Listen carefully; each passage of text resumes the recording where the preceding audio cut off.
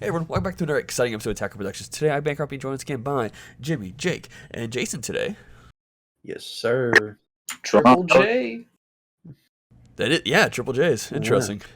Like always, Get out but of Bancroft. You're not. don't worry, I'll disappear after this part. Triple J show. Yeah, I'll disappear in a second.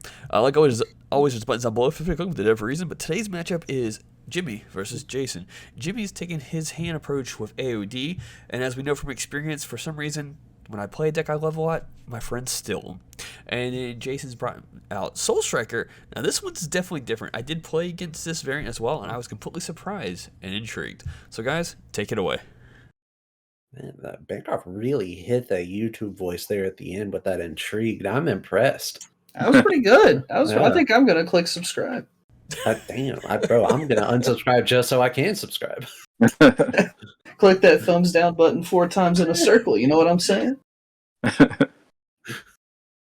I mean, yeah, the circle part confused me, but yeah.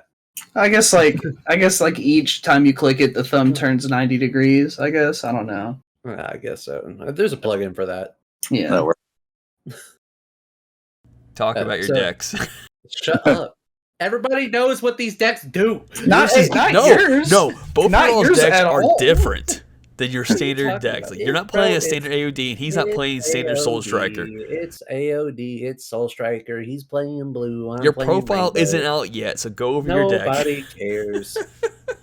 I'm playing a baby deck, but it has other characters in it, which is kind of whack, but like they're necessary. Shout out to Bancroft for letting me use his really dope metal leader. I think that's from TCG Metals is the name. Correct, yeah.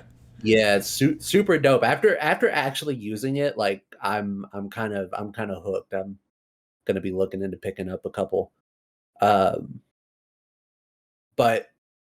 the deck is fairly standard for AOD. You do see the Agent Imba in the energy, which is relevant later on.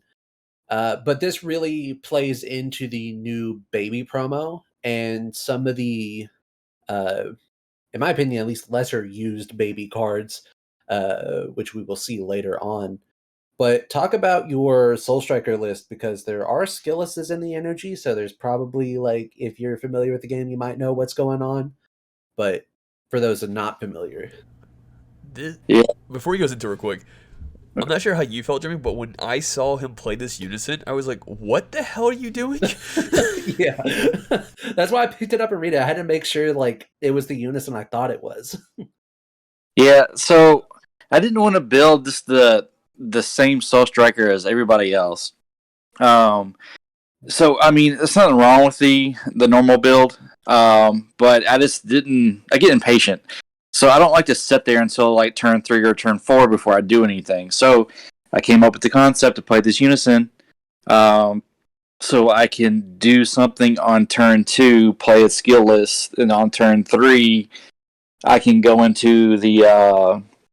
I'm trying to remember what the card's called. Something strength. Son Goku is a 4-drop. So for 1 energy, he evolves from the skill list. And then I can play It's like Vegeta the Defender set from it. 5 Goku, if correct? Yeah, The burst when it rare. played. Set 5. Yeah, So did that android stop him from charging another energy? It did. Yeah. Oh my god. That's So what when- killed me. That's disrespectful, Jimmy. So, Yeah.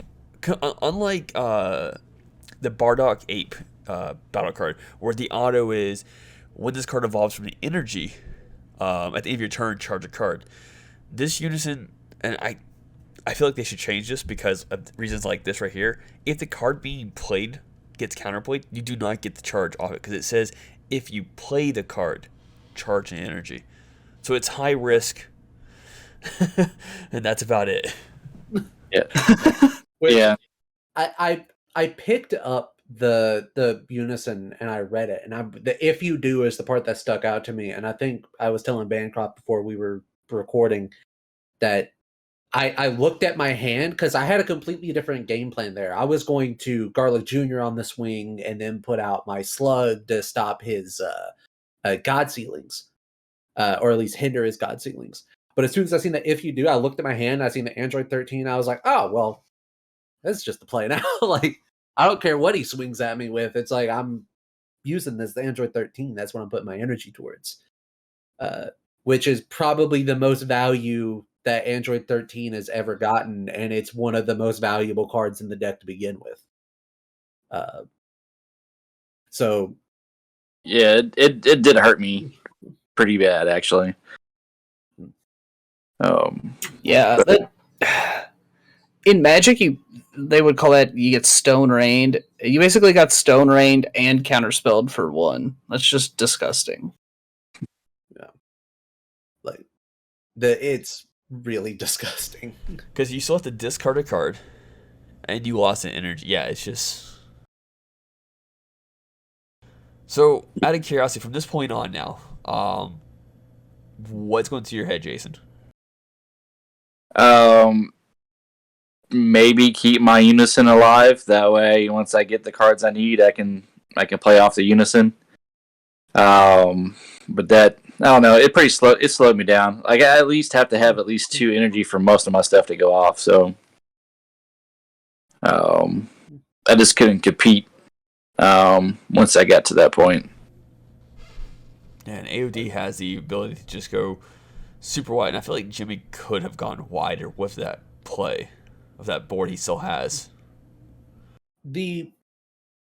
What I had in hand currently, this is, while it is the shell of AOD, it can't be as explosive as regular AOD decks, just due to how I kind of play a very small chain within the deck.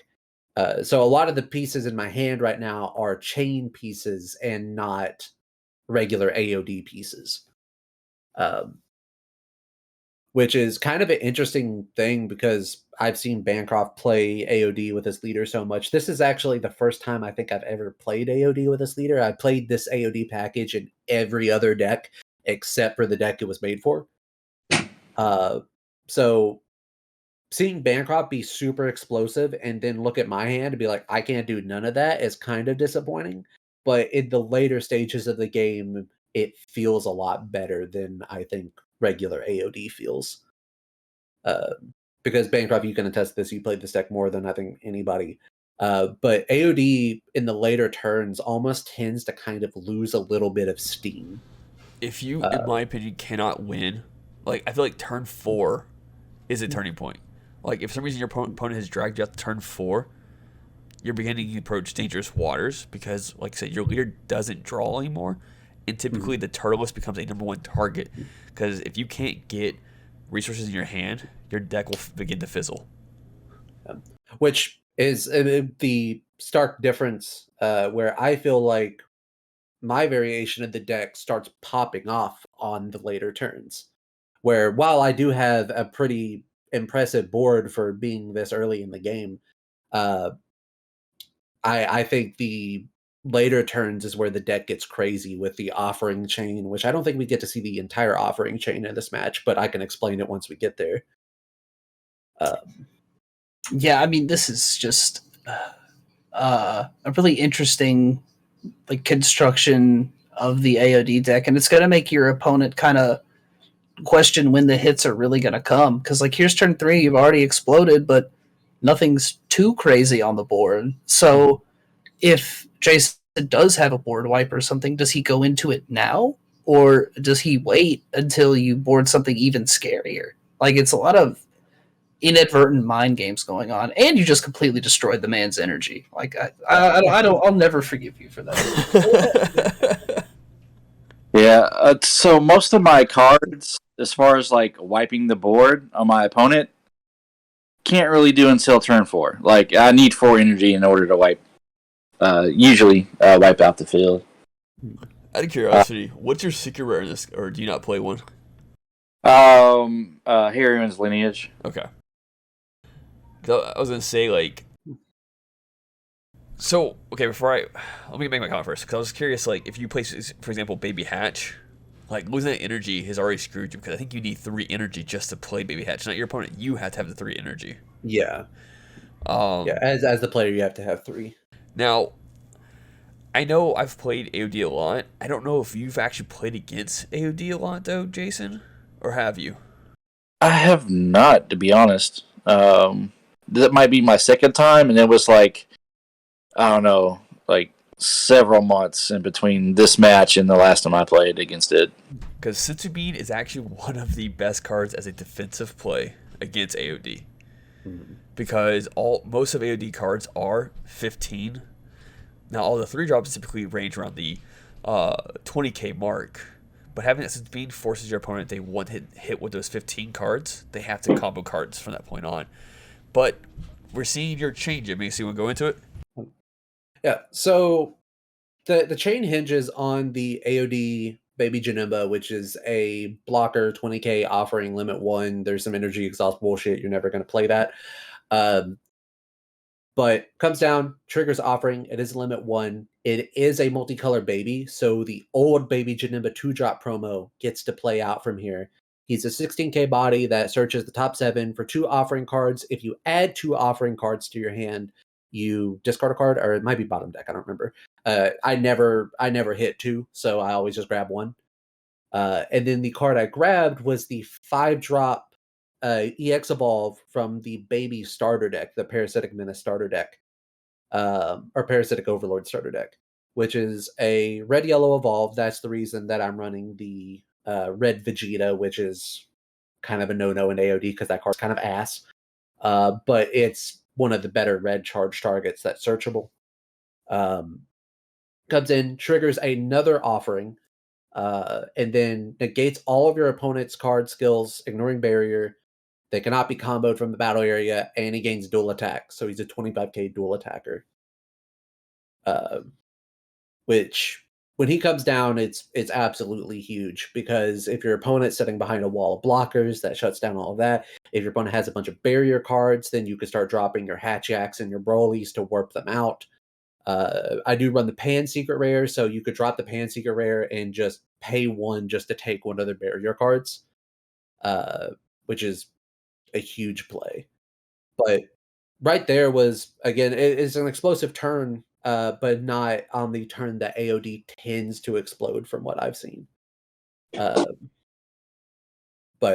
I'm going to play this deck again for sure, so hopefully we'll get to see more of the chain, because once the chain really starts popping off with the blue Janemba to pick up your 2-drop to replay after you EX Evolve, the deck gets really crazy and starts just putting out so much damage to the point where it's almost like, if you don't have a Sensor Beam, don't even try to combo out.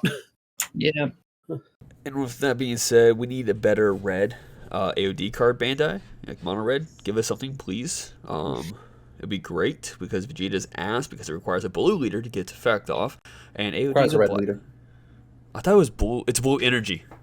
Mm-hmm. Yeah, red leader, blue energy. That's what it is. Yeah. So, but yeah, with that being said, thank you all for tuning in. Hope you enjoyed today's matchup. And keep in mind, there's buttons down below and on the screen. And like always, read your cards, know your plays, and fluff out.